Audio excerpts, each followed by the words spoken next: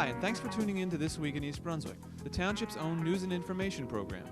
Today we bring you a musical show, beginning with Barbershop Quartet-style singing from the EBHS, an international group of 800 chapters, one of which meets weekly in Milltown. We'll also look in on 2 musical events in the schools. First, from the high school, the biggest concert ever held. Band leader Verd Whitlock explains his participation in an event which linked high school performers throughout the country via satellite and television. Then, from Memorial School, we'll watch a performance of Lady Liberty and meet some of its cast members.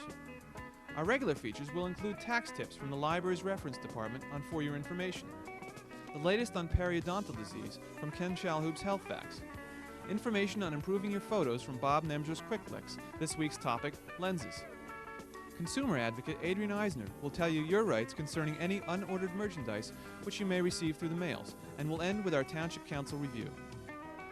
Next week on Channel 8 begins at 10 a.m. with aerobics from Lenore Kulik on Look Great, Feel Great, followed at 10:30 by Target with Paula Durant and a look at the East Brunswick schools with guests Amy Fisher and Dr. Joseph Sweeney.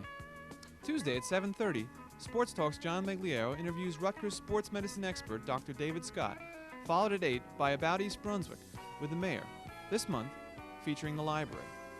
Wednesday afternoon at 3 p.m., it's Stories from the Library for the kids, followed at 3:30 by library news and book reviews from Check It Out, produced by the Libraries of Middlesex. Then at 7:30 on For Art's Sake, Dolly Vasta visits the art therapy program at Katzenbach School, followed at 8 by The Arts from the Middlesex County Cultural and Heritage Commission. We'll be back next Thursday with an all-new This Week in East Brunswick. Now let's join Sandy Udell for some good old 4-part harmony. Now it's showtime, barbershop style, let me see you smile. We sing songs in barbershop style, makes it all worthwhile. Just to hear that barbershop style, guess I'd walk a mile. Sure we like rock and pop, but we'd rather barbershop. Give me that barbershop style. The name of your group is the Society for the Preservation and Encouragement of Barbershop Quartets in America. Can you tell me a little bit about it? Well, I can tell you a lot about it, but I'll tell you a little bit about it. It was started back in 1938 by a gentleman by the name of Owens, who was a tax attorney, and another gentleman by the name of Hall, who was an investment counselor. And they got a bright idea one day and decided to try to put a group together, and they advertised in the papers and had their first meeting with 26 men attending in a major hotel in Tulsa, Oklahoma. And from that time, it's grown to its present membership of something over 38,000 members across not only the United States, but in Canada and with affiliated societies in England and in Australia, and one in Sweden. How many times a week do you rehearse or meet? Once a week is the standard practice for most chapters, yeah, once a week. Do you meet with other chapters or just locally? No, we meet with other chapters. That's one of the things we do is interchange. There are also some songs we sing in common with other chapters, so no matter where you go in the United States, you can always join in with the other fellows and sing some songs, the arrangements for which you know. The old song, the old songs, the good old songs for me. I love to hear those minor chords and good chords. Yeah, that's it.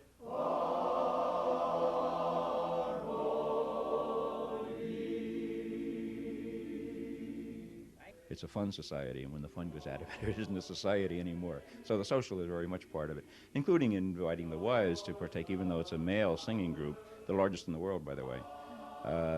The wives are, of course, welcome at a number of functions. We make it a point to get them involved so they understand what we're doing and why. Do you perform at all? We perform, yes. We try to do it. Most chapters try to do it about once a month if they can. Some do it more often than that, and some less, but I think the average is about once a month. What groups do you perform for? Just about anybody who likes to hear our kind of singing.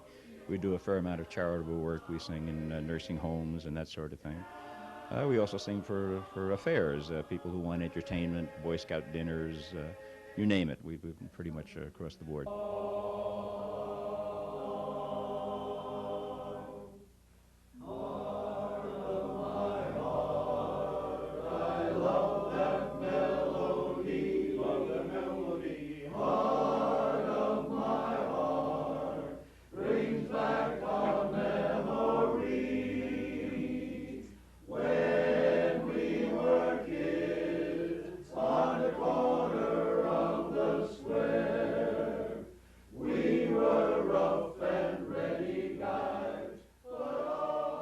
You're the director of the Brunswick chapter of the Barbershop Quartet. How long have you been directing for? Oh, about 2.5 years now. And it was more or less foisted on me when our previous director had a heart attack. And I was the guy in the chapter that seemed to know the most about music, so they said, "Here, you're it." When did you first start singing barbershop? What am I, 10 years I'm in the group now. I've been a singer prior to that, but it was about 10 years ago that a friend of mine got me interested in it and brought me down to a couple of the meetings. Ever since then, I've been hooked on it. What is it that you like about the music that keeps you involved? Well, of course, the direction is a lot of fun. It's not just singing one part now. I have to know all 4 parts and make the arrangement and everything else. And but it's a unique style of music unto itself, in that, as you've noticed tonight, there's been no accompaniment. It's warm up with a pitch pipe and take it from there. I've done many years of singing with both accompaniment and a cappella, but never in this fashion. And it's interesting, much enjoyable.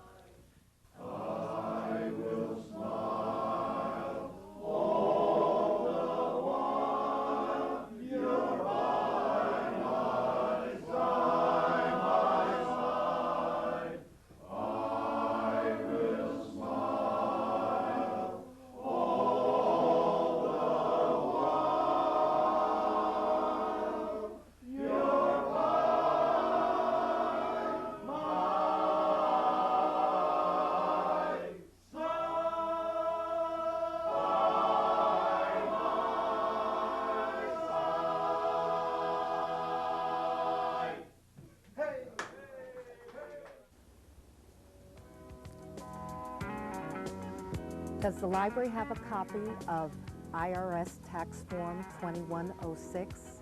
Hi, my name is Susan Keel, Head of Reference and Information Services at the East Brunswick Public Library. Questions like this one are asked every day during this time of year, yet many of our viewers are not aware of the wide range of materials we have to help the taxpayer. Today, our question takes us to the tax information display near the reference desk. Here you will find the most popular federal tax forms, as well as copies of the most popular tax preparation guides. You can also ask for New Jersey and New York state tax forms at the reference desk. If we are out of distribution copies, you can always photocopy the specimen copies provided by the Internal Revenue Service. We also will be open until 11 p.m. April 15th for your convenience. So, does the library have a copy of Form 2106? Yes, just ask at the reference desk. If you have a question, don't hesitate to stop by the reference desk or call us at 390-6767. Hope to see you soon.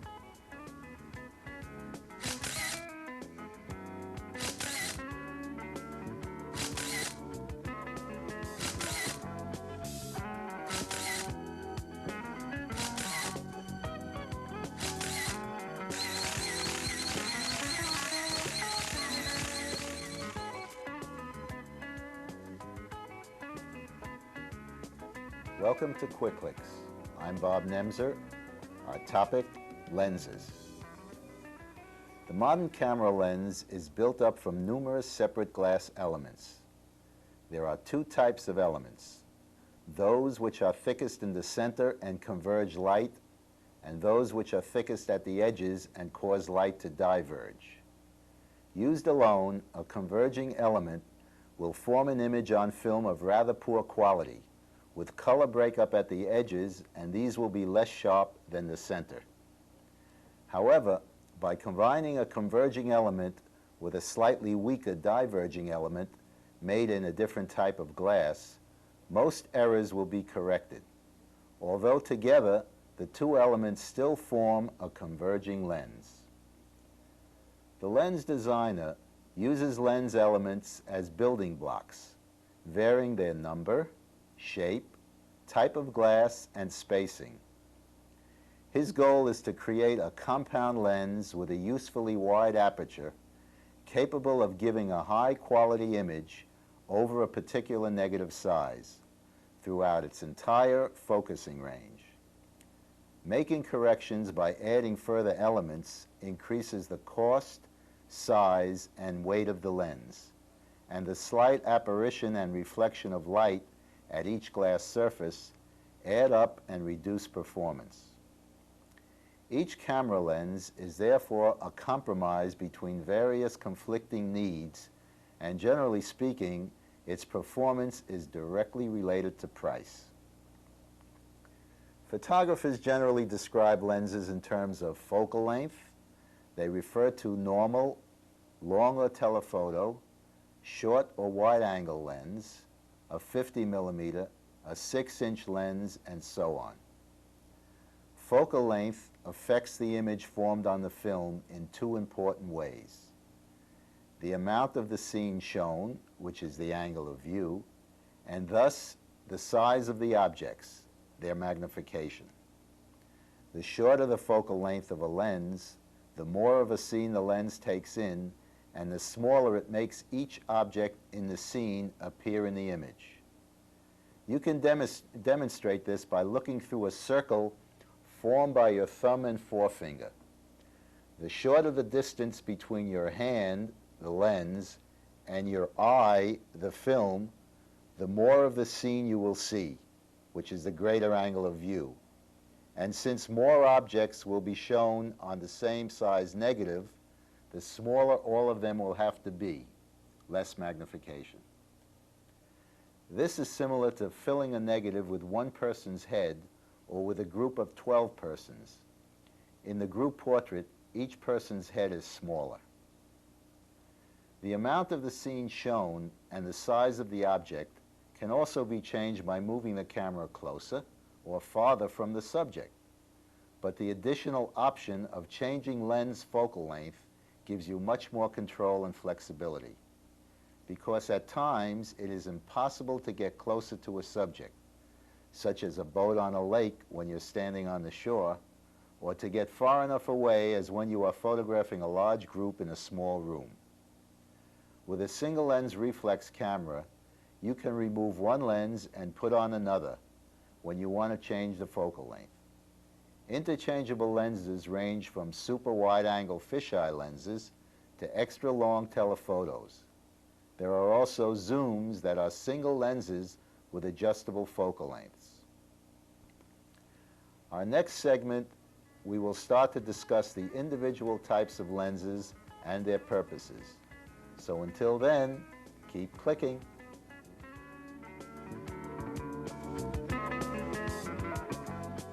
Tuesday at 12:30, the library at East Brunswick High School was jammed with students waiting to participate in what was perhaps the world's largest concert.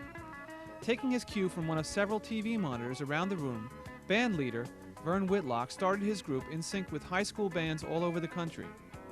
After the half-hour concert, which featured numbers such as "This Land Is Your Land, This Land Is My Land," and "It's a Small World, After All," Mr. Whitlock took out time to speak to us. We're very happy today to have participated in what is billed as the world's largest concert. Our band, our wind ensemble, our orchestra, and all of our choruses participated along with about 15,000 schools nationally in an effort to make a lot of music and to probably be in the Guinness World's Book of Records as having participated in the world's largest concert.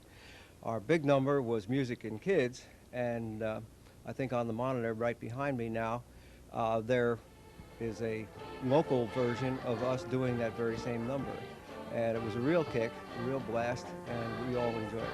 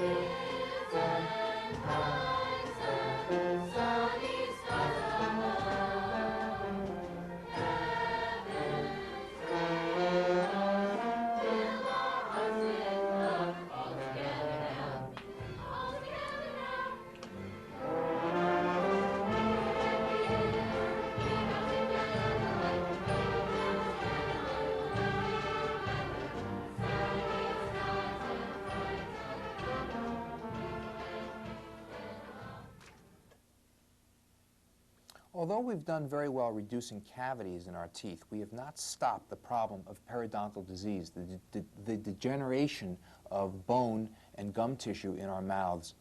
Now, periodontal disease affects 94 million people in the United States. These infections of the soft tissues and bones that support the teeth often lead to tooth loss. Research has been hindered by a lack of precise criteria for assessing the diseases and for identifying patient at risk. For one periodontal disease, dental researchers have recently not only identified a disease-causing microbe, but also implicated an immune system deficiency that seems to be hereditary. These findings allowed dentists to predict who is likely to develop this disease and have triggered work on a new therapeutic approach, stimulation of a specific immune system function. So there seems to be a microbe in particular that causes periodontal disease. Now, the deficiency in our immune system is of the white blood cell called the neutrophil. The deficiency seems to be genetically determined, as I said, so although periodontal disease does run in families, we should be able to come up with various techniques to correct the problem, either by trying to activate the neutrophils or to come up with certain drug treatments to deal with the particular microbe in question. So although periodontal disease is very much in our society, there are very good treatments for it, and probably the most important factor is go to see your dentist so that it can be caught early in your life so that you don't have to lose teeth as a result of this disease. Thanks for watching Health Facts.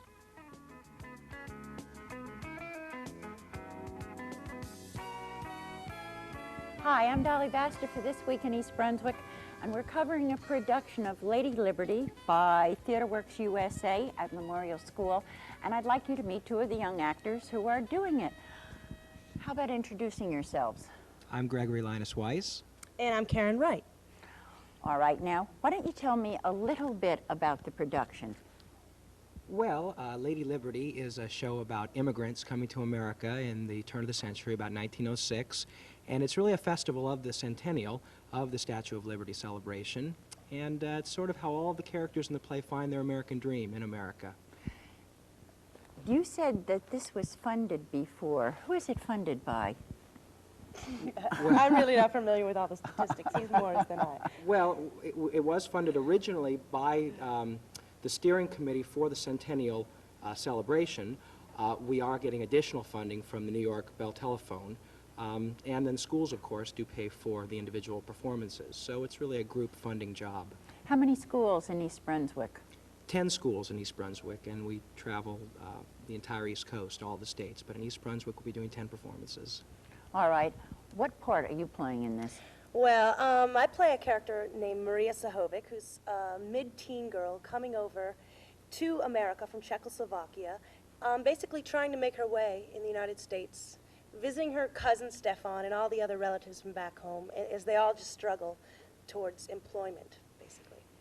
Who wrote the score for this show? I saw you rehearsing before. Yes, well, we're particularly proud of the score. It's written by Joe Raposo, who wrote the theme song to Sesame Street, and he's won 4 Grammys, and has also been commissioned to write the theme song for the Centennial Celebration. So we feel like we're doing our little bit for the Centennial Celebration as well by performing this show. Do you enjoy doing his music? Yes, definitely. How many songs do you have in it? Well, I would call it a musical play, and there's probably like 7 or 8 songs. Do you all do them all, or do you have solos? There are a few solos. A lot of it's ensemble work, so we all basically sing together. Have you been doing children's theater long? I've toured with children's theater before, but it's a new revenue other than for me, basically, and that I'm usually just geared towards straight musical comedy. I don't know about you. How about I've done a good deal of children's theater. I feel like an actor's job is an actor's job, whether you're doing children's theater or whatever play you're doing. But we've all done a good deal of children's theater as well as legitimate adult theater. With the shortage of work in theater, of course, it's a blessing to be working at all, and especially in children's theater. Well, I think children's theater is important, and I think it's probably more difficult to work to children than it is to adults because you have to be honest. They will spot you a mile away. That's right. They certainly do. Brutally honest. Right. They'll spot a phony. Well, listen, I wish you much luck with the production, and our viewers will be seeing a little segment of it. So, as they say in the trades, break a leg. Thank you. Thank you. Next, name? Maria Solvik. It's easy to say, and I know how to change it. Fair enough, young lady, fair enough. And you're from... Prešov, East Little Town in Slovakia, near Košice, near Ukraine. We are part of the Austro-Hungarian Empire, but we do not want to be. I see. And how is it you speak English so well? Oh, my father worked in America. Pittsburgh, steel mills, he took me. I see, and your father's coming to meet you, eh? No. Well, then your mother is. No, they both passed away. Oh, dear, an orphan. I'm sorry. Say, how old are you? 16. Oh, well. Almost What 17. am I going to do with you? I can't let you to the country unless somebody's Oh, responsible for you. no, please. I have a cousin. See, there's Stefan Lesko. See, address in New York City. I meet him. Yes, 120 Stanton Street. Well, you know, that's the Lower East Side.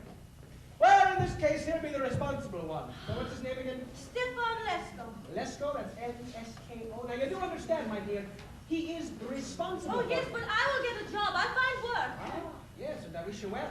But you just watch yourself. This city is a madhouse with all the people in it. Mind you, look to a policeman for directions. Don't listen to anyone else. Oh, I promise, good sir. Well, you're all set. Off you go. You mean I am in America? You, young lady, are in America. Oh, thank you, sir. Thank you. Hello, and welcome to Consumer Aware. I'm Adrienne Eisner, Director of the East Brunswick Consumer Affairs Office. Today we're going to be talking about unsolicited merchandise. A man receives a shipment of books that he never ordered. Despite his objections, the book company continues to send him dunning notices threatening his credit rating.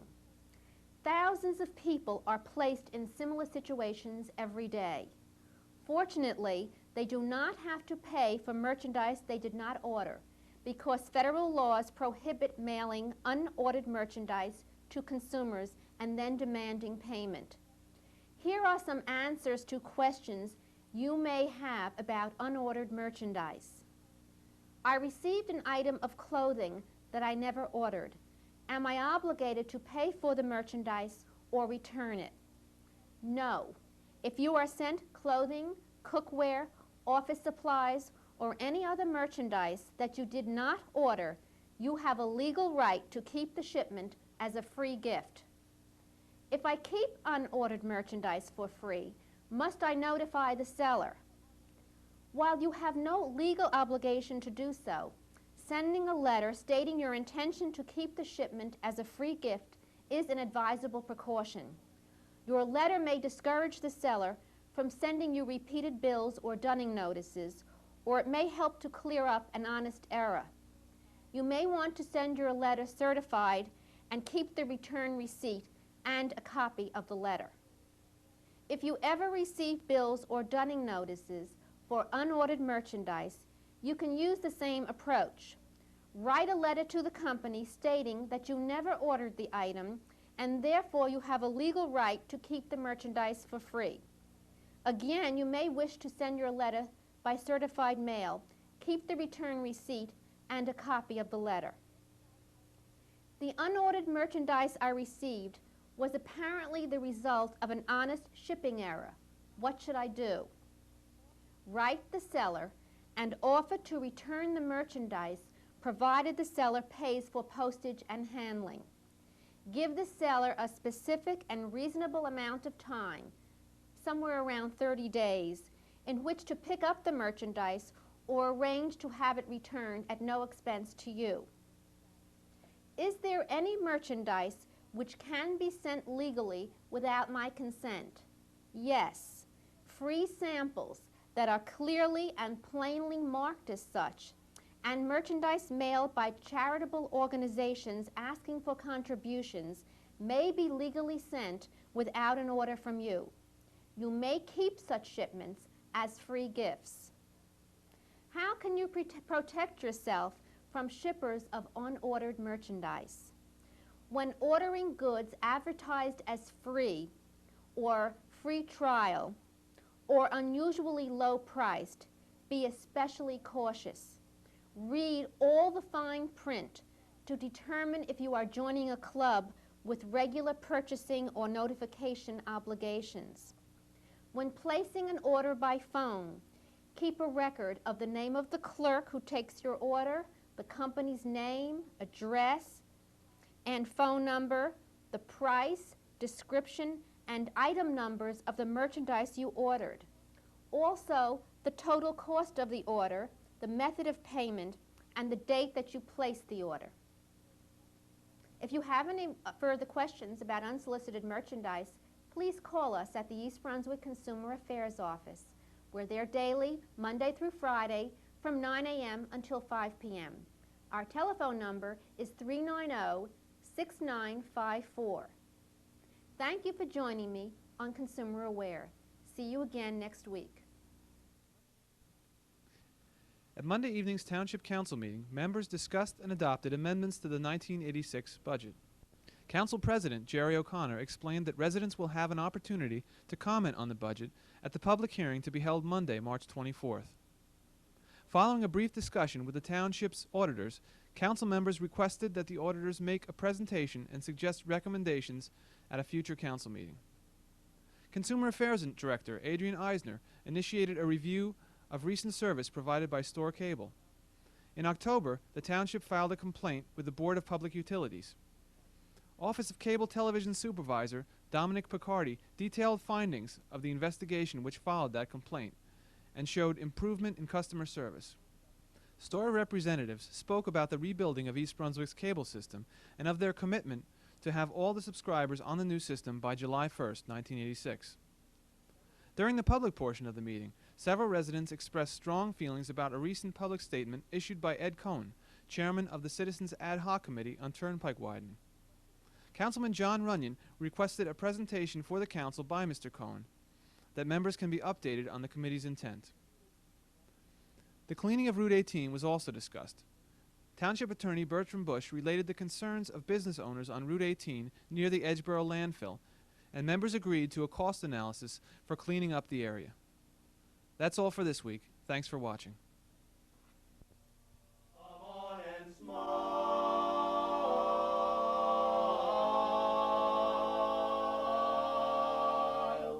Smile, darn you, smile. You know this whole world is a great world after all. Smile, darn you, smile. And right away watch Lady Luck pay you a call. You'll find that things are never black as they are painted.